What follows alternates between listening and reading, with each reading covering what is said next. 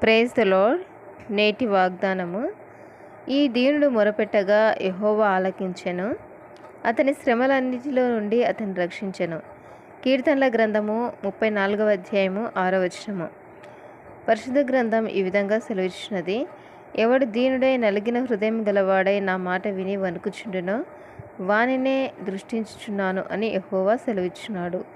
దేవుడు అహంకారులను ఎదిరించి దీనులకు కృప అనుగ్రహించును. కాబట్టి తను తాను తగ్గించుకొని దీనత్వంతో మొరపెట్టినప్పుడు ప్రభువు మొర ఆలకించే దేవుడు. నిజంగా మొరపెట్టి వారికి అందరికీ యెహోవా సమీపంగా ఉన్నాడు. తన యందు భయభక్తులు గల వారి కోరిక ఆయన నెరవేర్చును. వారి మొర ఆలకించి వారిని రక్షించును. శ్రమలన్నిటిలో తోడై ఉండి విడిపించి రక్షించే దేవుడు. కాబట్టి ప్రభు దృష్టికి మనల్ని మనం తగ్గించుకోవాలి, దీనత్వం కలిగి జీవించాలి. ప్రభు దృష్టికి మిమ్మల్ని మీరు తగ్గించుకోండి, అప్పుడు ఆయన మిమ్మల్ని హెచ్చించును. ఆమెన్.